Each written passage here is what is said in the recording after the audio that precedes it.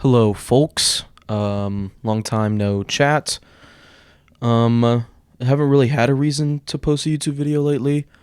Um, Also been busy. Life, things of that nature. There's not a body under my bed, under my covers. It's just a bunch of dirty laundry that I didn't want the YouTube to see that I hadn't. Or it's clean. I haven't cleaned it, or I haven't folded it yet. My bad. Today I think it's appropriate with how much NFL related things happen today to, bust out the camera and the microphone, and start talking about that stuff. Start talking about, you know, what happened with some trades, what happened with some signings, what happened with some taggings, what happened with some not signings, some not taggings, things of that nature. So, I think it's only appropriate to start off with the biggest quarterback news of the day, and that is Russell Wilson being traded to the Denver Broncos for the number 9 pick in this year's draft, the number 40 pick in this year's draft, a first rounder the following year. Give me a second to pull up the rest. But I know it was an absolute haul. It was an absolute pull by John Schneider and the management team over there in Seattle. Let's see if I can find a full breakdown. Yeah, so number 9, number 40, Denver's 2023 first and second, Denver's 2022 fourth, for Seattle's 2022, or Denver's 2022 fifth, for Seattle's 2022 fourth. So they moved up around, I guess. That's funny. My initial thoughts when the trade happened were, like, really? Oh, and Seattle, forgot about this. Seattle got Shelby Harris, the boy, Drew Lock, and Noah Fant. I don't really know what Seattle's doing here.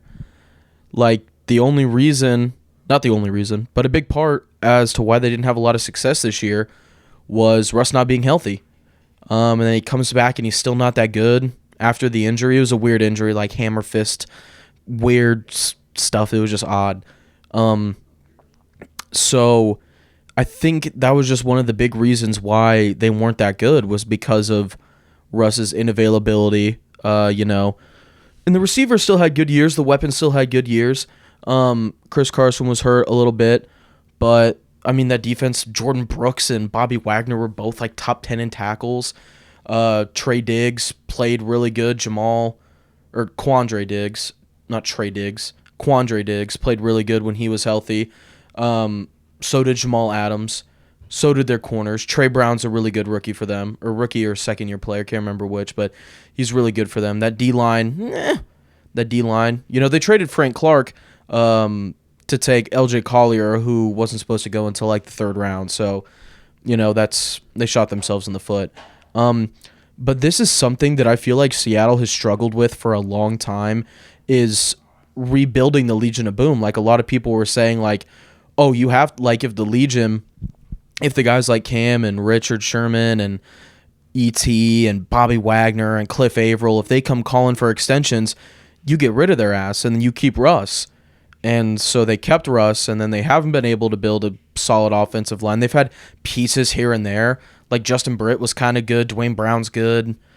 But, like, they have just never been able to field a complete team around Russell Wilson since the Legion of Boom days, and that's mainly because they drafted incredibly well. Russell Wilson was a third-round pick. Richard Sherman was a very late-round pick. So was Cam Chancellor. Earl Thomas was a first-rounder. But that was really like the only notable guy other than Marshawn who they traded for on those teams that was like a high-value pick. But now they've got a lot of high-value picks. They've got the number 9 pick. They've got the number 40 pick. They've got a first-round pick next year and a second-round pick next year.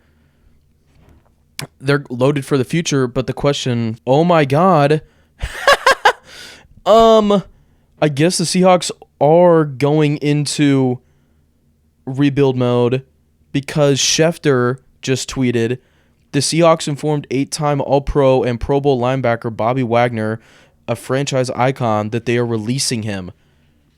Him and Russ arrived in Seattle on the same day, and they leave on the same day. So I guess now they're going into full rebuild mode. Jordan Brooks has been 10 times the pick that I thought he was going to be. I had no clue that a guy who mainly served as a QB spy for the last 5 games of his senior year was going to turn into a guy who was going to be able to get 150 tackles in his second year in the NFL. So it's really good that he's panning out for them. But now, like, they let KJ Wright go. They didn't let him go, but they let him walk.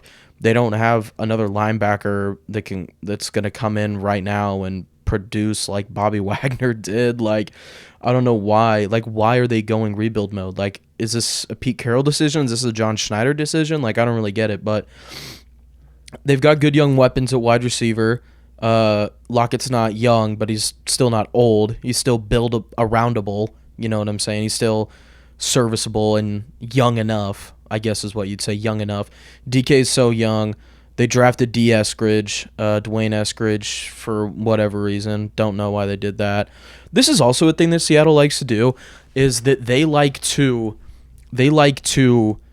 take a position that they got a player at a super low value. Like, they take a position, right? So say, I'll just do it with Chris Carson. Chris Carson was a 7th round pick the year before the Seahawks drafted Rashad Penny, and he was an efficient runner, a consistent runner, a physical runner, and he was just a really good running back for them, like a solid running back. Played way above 7th round pick level expectations and production. And what do? Literally the next draft. So they draft Chris Carson in whatever year. He has a really good 1,000-yard season for them. Good efficiencies, good touchdown numbers, good production. Great production for a guy who you picked in the 7th round that maybe had a chance of not making the team. What do? You go and you draft Rashad Penny with like the 28th or 29th pick, literally months after the season had gotten over, in which Chris Carson had given you one of your most productive rushing seasons since Marshawn had left. Like, I don't get that. And then they just keep doing it. Like, oh, they got DK at the back, at literally the last pick of the 2nd round. Tyler Lockett was a 3rd round pick. Doug Baldwin, Jermaine Kearse. Their weapons have never been guys that they draft very highly. But then they've got... I'm all for a 3rd option. Like, I think a 3rd option is good to have.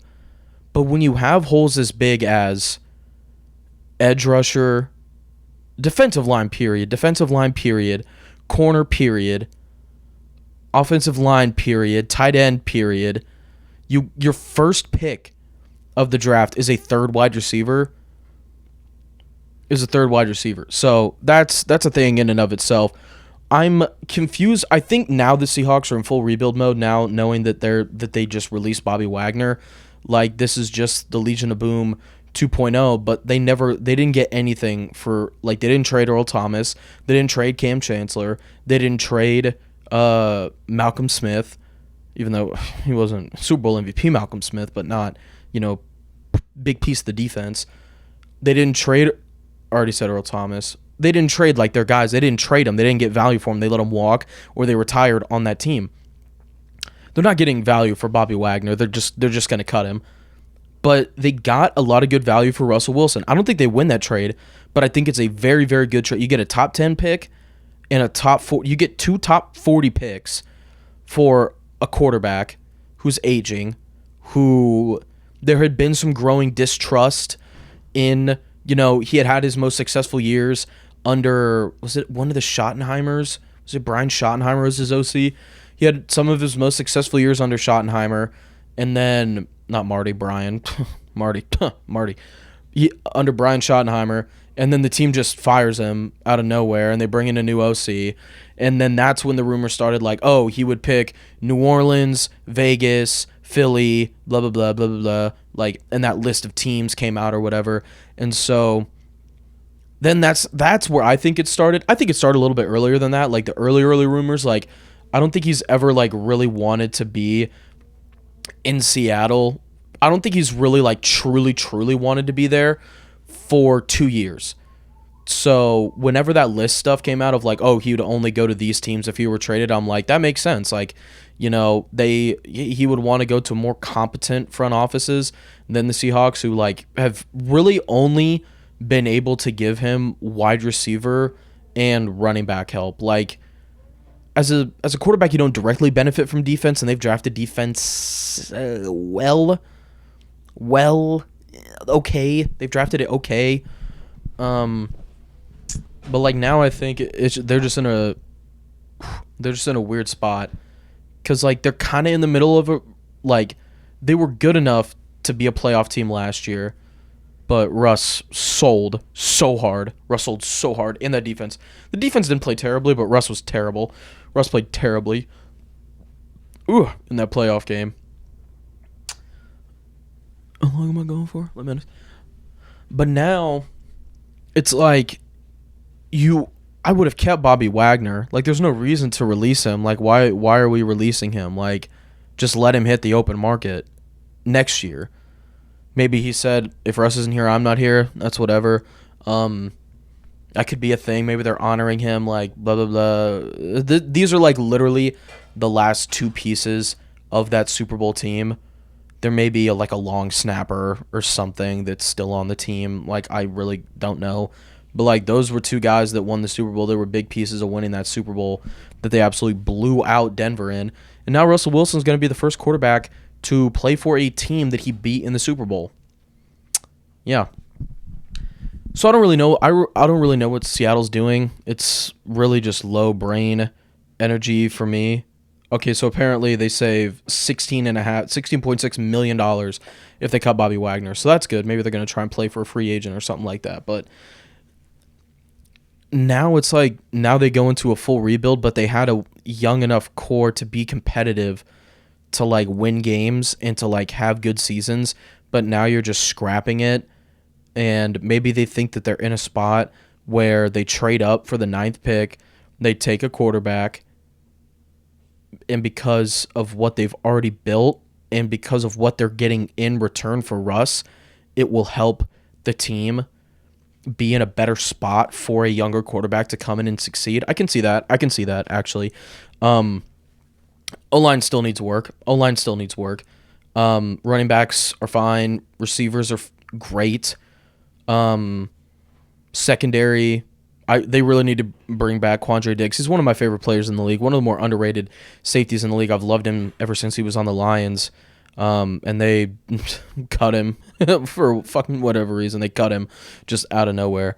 But they've got good pieces. They've got good building blocks on both sides of the ball. Jamal Adams played a lot better from coverage this year than he did in years previous. I don't think he has that. At least to me, he doesn't have that blitz boy label anymore. He played a lot more outside of the box, on the roof type stuff. But now from Denver, so you give up Drew Lock. I mean, we kind of like saw that coming, that this experiment was not going to last much longer. I just wish he would have gotten a fairer shot this season. They kind of just like traded for Teddy and gave Teddy the reins and totally screwed a young guy's confidence that they drafted in the second round.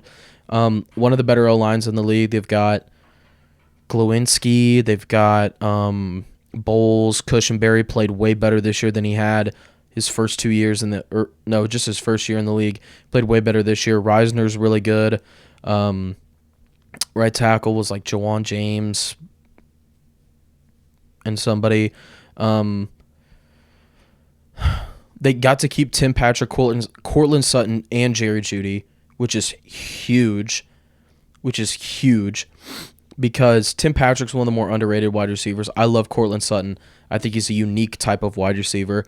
And Jerry Jeudy has had his issues, but I feel like with a more consistent quarterback, he'll be able to rid those issues quicker, if that makes any sense. Because, I mean, Teddy's consistently below average by a decent amount. I don't want to call him bad, but he's not serviceable. but he's not average. To me, serviceable is below average. And then below average is obviously below serviceable. And then bad is below average. And then terrible, awful is below bad. So he's like in the middle of bad and service below, or he's in the middle of below average and bad. So it's like I don't really know what label to put on him. But he just consistently doesn't do what you need him to do to win football games.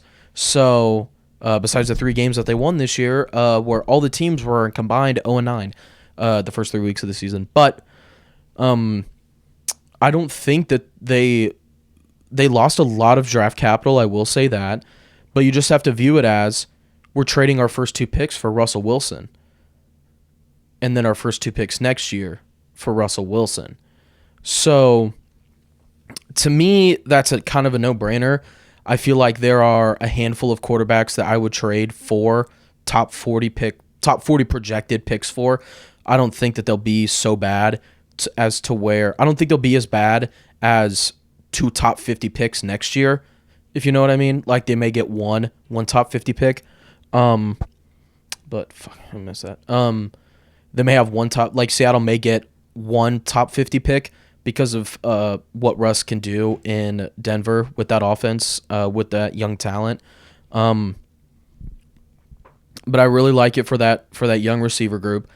And I think this is the best offensive line Russ has ever had, hands down. Garrett Bowles is playing like one of the top 10 tackles in the league. Reisner's a good guard. Cushenberry's a good center. And then you've got one of the best. This is going to be the best backfield he's played with since Marshawn Lynch was rushing for like 1,500 yards in the mid 2010s. Like Javonte Williams has 1,400 yard rusher potential. Like he may even have 1,600 yard rusher potential. He's that good. And Melvin Gordon's a good, serviceable, versatile back. Javonte Williams can catch, but I like him better. Just get him the ball on power and zone schemes and let him he's more of a power guy. I like him better when he's running the ball behind somebody else. But he's good when he has to like make cutbacks and look for himself. But Von Miller may be coming back to Denver.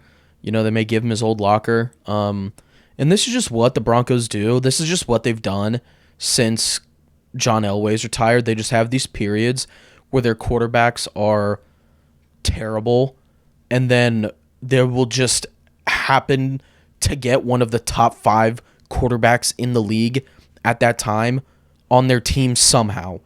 Like, the Colts cut Manning after his neck surgery, and Elway was like, all right, Peyton. And Peyton came to Denver, and then now Russ had been wanting out of Seattle for what my assumption is at least a year and a half. And he said, hey, Russ. And now Russ is there. And so it's just like, this is the cycle of the Denver Broncos. They win a Super Bowl. They're kind of good. They suck really bad for a little bit. And then they get one of the best quarterbacks in the league. So going back to that thing that I was mentioning, 4 top 50 picks, I would give that up for Patrick Mahomes, Josh Allen, Justin Herbert, Aaron Rodgers, Trevor Lawrence, Trey Lance, Justin Fields. That's 7 quarterbacks. I don't know if I'd do it for Dak. I may do it for Lamar. Those 2 are iffy. Those 2 are iffy. Just because I kind of know who they are. Don't really know who Lamar is yet because he has seasons where he leads the NFL in touchdowns, breaks QB rushing records, wins an MVP, and then he has seasons where he throws almost as many touchdowns as interceptions. So I don't know who Lamar is. That's weird. People who got tagged today, tags got handed out. I effing hate the franchise tag. I think the franchise tag is the stupidest thing in all sports. I think it's dumb. Because it just locks and the players agree to it, but it's like, it's just so enticing because it's like, I get this money. I get like top 5 edge rusher money. I get top 5 wide receiver money. I get top 5, tight end money, tackle money, quarterback money. But then they're just going to you get hurt. And Chris Godwin just signed a tag last year and he got hurt and now his market value isn't as good. So now he's forced to sign with the Bucks again. I don't think he's forced to, but his market value is definitely less now. And Amari Cooper's on the market. We can talk about some other things too. I totally forgot about this stuff. Before we get to more tagging things, let's talk about the last couple days. Amari Cooper is now available for trade, or they're fielding trades for Amari Cooper, or they're going to release him, the Cowboys, which I think is so stupid. I think it's so dumb, just like Gallup walk. And it's also dumb because you decided, Jerry, to pay Zeke. You decided to pay Zeke before you paid Dak and Amari. And now Tony Pollard is a better player for your team than Zeke is. There was one point this year where I think Zeke had more fumbles than touchdowns. I can't be too sure about that, but I'm pretty sure I saw it on Twitter. So that means it's true because everything you read on the internet is true, especially on Twitter. And Calvin Ridley is now banned for a year from the NFL for a parlay. Twitter went crazy over this one. I'll say my piece here. No way Ray Rice should get 4 games for literally Hadoukening his wife in the elevator. Literally knocked her out, overhand right. It's terrible what he did to her in public, and then dragged her limp body out of an elevator. And that guy got 4 games. 4 games. That guy got 4 games. Greg Hardy threw his wife onto a bed of loaded guns and got 10 games. And got to play again that year. He put his wife's arm in the toilet and was slamming the toilet seat on it. And broke her arm. Calvin Ridley places a $1,500 parlay, banned for a year. I just don't get it. I don't get it. I get it if he's playing in the games that he's betting on, but he was out for the year, and he was betting on his team, so I think that's a little... But a year is crazy. A year's crazy. Let's talk about the tags. Tags. Harold Landry did not get a tag, but he signed a deal. I think it was 4 years, $84.5 million. Could be wrong about that. This is my phone. I'm checking the deals so that I'm not wrong. It's more than what I said. 5 years, $87.5 million, 52.5 guaranteed for Harold Landry. Now, I like Harold Landry coming out. He's not been the guy that I thought he was, but his last 2 years have been good. I think this year was better for him than last year was. But I don't know if he's worth that type of money. I'm literally doing math right now because I'm so bad. 87 divided by... No. 87 divided by 5. Freak. $17.5 million a year for Harold Landry is crazy. I would not do that. I simply would not do that. If I were the Titans, I would simply draft Trayvon Walker. Who else got tagged? Dalton Schultz got tagged. $10 million for Dalton Schultz is crazy. He had a good year. I can't say that's crazy because he had a good year. But it's still weird. What's crazy, so Dalton Schultz, $10 million a year for Dalton Schultz is weird. What's crazy is $10 a year for David Njoku when Austin Hooper is getting paid like a top 5 tight end, and you drafted Harrison Bryant, and you tag David Njoku for $10 million a year. Now, I think the Browns do have a lot of cap space, especially after trading Odell, and they're going to have some guys up in free agency this year. But what? $10 million for 1 year of David Njoku, who at some points last year was your third tight end, but also at some points last year was your best tight end. So I know the Stefanski scheme comes from the Kubiak scheme, where it's multiple tight end zone style running with a lot of play action boots and things like that. No second tight end in the NFL is worth $10 million. None. You literally couldn't give me a number 2 tight end on any NFL roster and give me an argument for why he's worth $10 million, and I would agree with you. There's no guy. There's no guy. No second tight end, and I'll say this again. No number 2 tight end is worth $10 million. Dallas Goedert, when he played for the Eagles before they traded Ertz, which was literally until halfway through this season.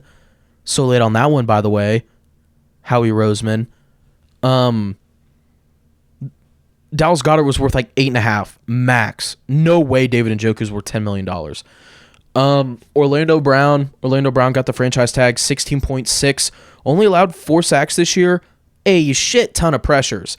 Gave up a ton of pressures. Watched it every week. I watched it happen every week. He can't block in zone to save his life. He's good at base blocking out and down blocking. That's literally it. He can't scoop. He can't reach. He can't run in space. It's weird. He's a weird player, weird tackle. I don't want to say he can't do those things. He's not as good at them as he is the other things. He got the tag. Somebody else got the tag. Chris Godwin, I mentioned it earlier. Chris Godwin got the tag. Second year in a row he's gotten the tag. And I hate that for him. I think he should have already been on like a 4-year, $130 million deal. Like, maybe not that. Maybe that's crazy. But he should have gotten like a $20 million a year deal already. Like, he's that good. He's that guy. And I feel like if a team that was needy enough at wide receiver, I think when I was doing my podcast last year, I mentioned trade him, or Jets need to like throw the bag at him. Guess who the Jets threw the bag at? Corey Davis. Corey Davis over Chris Godwin. Now, maybe he took the tag over the bag. Crazy bars. Maybe he took the tag over the bag because a bag with the Jets is worse than a tag with a team that just won a Super Bowl that has a potential to win it again in a state with no state income tax. That could have been part. I guarantee you that was part of his decision. Was Florida's got no state income tax. New York has one of the highest. I'll be getting paid top 5 receiver money in Florida, where I have the best player in the history of the NFL on my team throwing me the football, and then instead of being in New York with some rookie that they're going to draft where it's cold and, you know, I was going to make jokes, but I refrain. I refrain from that. Somebody else got a tag. I can't remember who it was. Also, there are apparently these things in the NFL. I know this. I'm just saying it. Like, I'm phrasing it as a question. Because, like, I don't want to feel like a nerd. But do you know there's these things in the NFL called transitional tags? You ever heard? I've never heard of anybody getting transitionally tagged. What else? Bills have released AJ Klein. You released the wrong white guy. Why isn't Cole Beasley gone already? Broncos, I guess, released Deshaun Hamilton. Was set to be traded to San Francisco before his injury.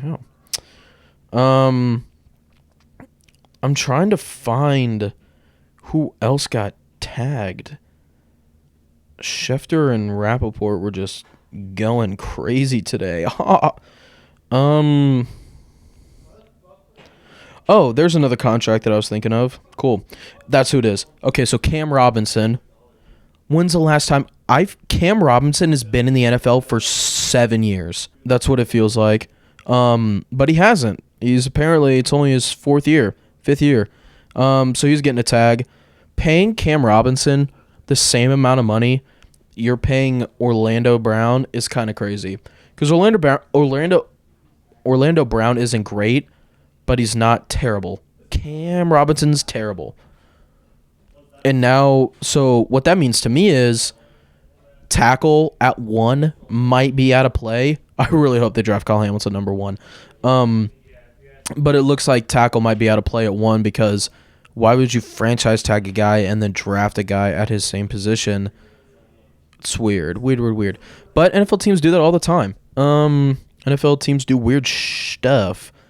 And then Mike Williams. This was what I thought the most. Okay, and then there's one more. And we'll talk about that one last. Mike Williams signed a 3-year, $60 million contract. Chargers. You dumb? No way. Listen, I'm one of the biggest Mike Williams stans that I know. I talk about him to my friends I talk sports with, to people on Twitter, to whoever. And I like Mike Williams. I've liked him ever since he was at Clemson. I thought that he should have gotten, whatever. I just didn't think his career panned out the right way. But he's had 3 really good back-to-back seasons. And with the market that there is for wide receivers right now, like you've got a chance to get before today you had a chance at Chris Godwin. You still have a chance at Michael Gallup. Amari Cooper's on the trade block and could get released, so you could sign Amari Cooper out of free agency or you could trade for him. And I saw a video today that said that the Chargers had like the second or third most cap space in the NFL before signing Mike Williams today. So that's why they were able to do it. Hey, mister. Before Justin Herbert, Mike Williams and Keenan Allen were not worth a combined $40 million a year. Oh, you didn't know that's how much they were making? That's how much they're making. I'll say it again. Before Justin Herbert, Mike Williams and Keenan Allen were not worth $40 million a year combined. Now they're worth $40 million a year combined because Justin Herbert puts it on a rope and puts it in the breadbasket for these boys to catch and run home with. I'll say it again. I like Mike Williams more than anybody that I know that understands football and that can talk football and talk game with me. There's no way he's worth $20 million a year. 28 in the first year. I wouldn't have given that to him. I simply wouldn't have. Would have drafted. No, I'm just playing. I'm stepping on cords right now. I guess there was one more person that got put on the tag today. Devontae Adams got put on the tag. That's disrespectful by the Packers to do that to Devontae. And then Aaron Rodgers got a supposed 4-year, $200 million deal.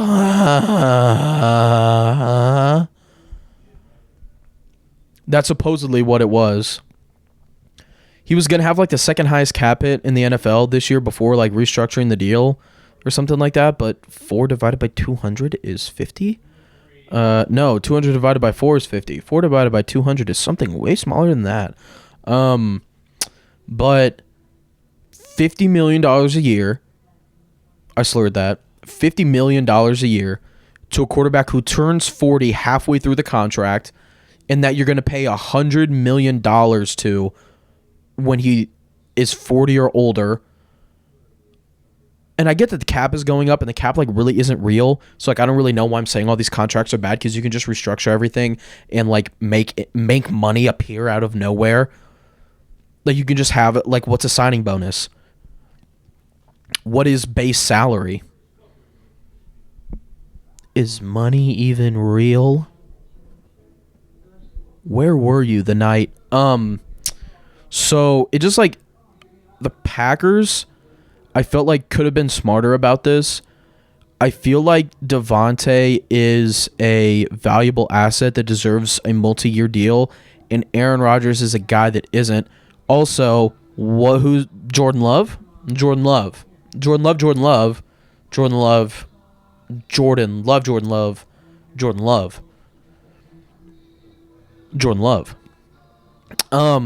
What do they do about him now? Because this is his third year sitting. I understand Rodgers sat for 3 years, but this is going to be his third year sitting. I don't think this is doing him any good. Maybe if we talk to him, we'd find that out. But from a person who's watched a ton of football, I am only 23, but from a person who's watched a ton of football, this doesn't make like this doesn't seem like something that's helping him, especially with like, I don't know. But I would have personally multi-yeared Devontae and let Aaron Rodgers walk in free agency because, like, unless they extend him to trade him later, but I feel like he's a guy who picks and chooses where he wants to go.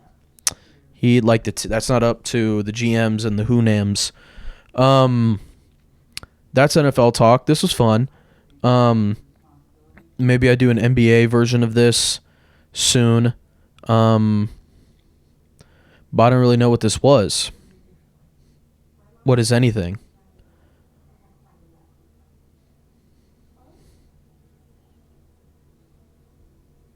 I'm going to go to the gym now. This was fun, though. This was fun. I'll do this again. I will do this again. That is my one promise that I make, that I will do this again. Thank you for watching. Thank you for listening. Thank you for enjoying. Thank you for liking, commenting, subscribing. Thank you for doing all that. That was very weird. I will see you when I do this again. Peace.